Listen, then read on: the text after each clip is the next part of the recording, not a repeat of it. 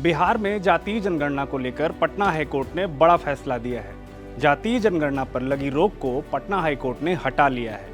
मंगलवार 1 अगस्त को हाईकोर्ट ने नीतीश सरकार के पक्ष में फैसला देते हुए कहा कि बिहार में जाति आधारित जनगणना होगी। हाईकोर्ट ने जनगणना पर रोक को लेकर दायर सभी याचिकाओं को खारिज कर दिया है। 4 मई को पटना हाईकोर्ट की ओर से अंतरिम रोक लगाई गई थी। पटना हाईकोर्ट के इस फैसले से नीतीश सरकार को बड़ी राहत मिली है। जातीय जनगणना के खिलाफ दायर याचिकाओं पर चीफ जस्टिस केवी चंद्रन की खंडपीठ ने लगातार 5 दिनों तक सुनवाई की। पटना हाईकोर्ट ने सभी पक्षों की दलीलें सुनने के बाद सुनवाई पूरी करते हुए फैसला सुरक्षित रख लिया था। अब 25 दिन बाद इस मामले में हाईकोर्ट ने अपना फैसला सुनाया है।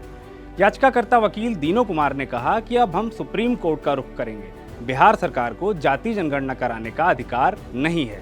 हाई कोर्ट ने एक लाइन में आदेश पारित किया ओपन कोर्ट में कि जातीय जनगणना वाला केस हम खारिज कर रहे हैं।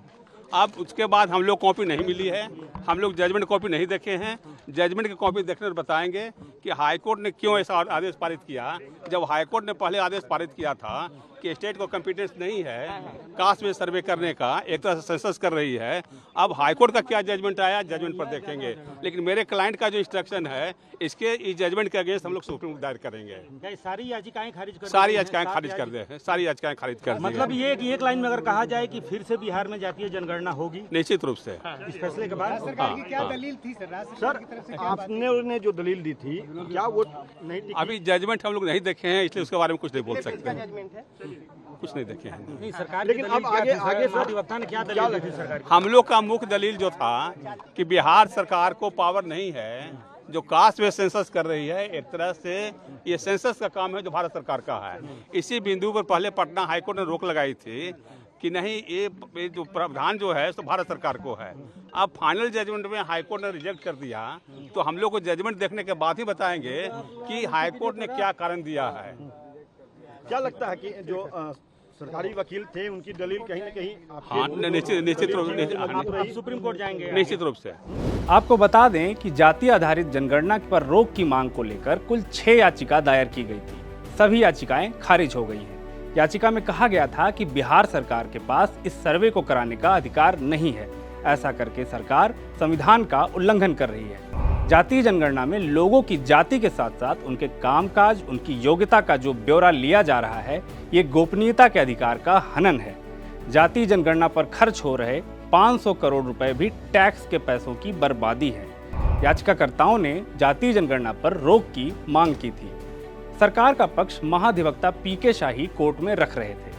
हाईकोर्ट की रोक के बाद राज्य सरकार ने पहले हाईकोर्ट में पुनर्विचार याचिका डाली थी और फिर सुप्रीम कोर्ट गई थी, लेकिन राहत नहीं मिली। केंद्र सरकार के मना करने के बाद बिहार सरकार खुद से बिहार में जाति आधारित जनगणना करा रही थी।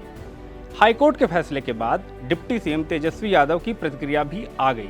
उन्होंने ट्वीट कर कहा कि हमारी सरकार के जाति आधारित सर्वे से प्रामाणिक, विश्वसनीय और वैज्ञानिक आंकड़े प्राप्त होंगे। इससे अति पिछड़े तथा सभी वर्गों के गरीबों को सर्वाधिक लाभ प्राप्त होगा। जातीय जनगणना आर्थिक न्याय की दिशा में बहुत बड़ा क्रांतिकारी कदम होगा। उन्होंने आगे कहा कि हमारी मांग है कि केंद्र सरकार जातीय जनगणना करवाए। ओबीसी प्रधानमंत्री होने का झूठा दम भरने वाले देश के बहुसंख्यक पिछड़ों और गरीब आबादी की जातीय गणना क्यों नहीं कराना चाहते। वहीं जेडीयू की तरफ से प्रवक्ता नीरज कुमार ने पटना हाईकोर्ट के फैसले को विरोधियों के लिए करारा झटका बताया है। जाति गणना जो बिहार की जनता की सामाजिक आकांक्षा, राजनीतिक तिकड़म करने वाले लोग जो जाति सर्वे को अपरोक्ष रूप से रोकने की खतरनाक साजिश कर रहे थे, लेकिन सच तो सच होता है। माननीय उच्च न्यायालय ने ये वैसे दूषित मंशा वाले की याचिका को निरस्त किया, जाति गणना का मार्ग प्रशस्त किया और माननीय मुख्यमंत्री नीतीश कुमार जी के द्वारा जाति गणना के संबंध में लिए गए निर्णय और कार्यक्रम ये भविष्य के लिए तो नजीर बिहार के लिए बनेगा ही, देश के दूसरे राज्यों के लिए भी नजीर बनेगा।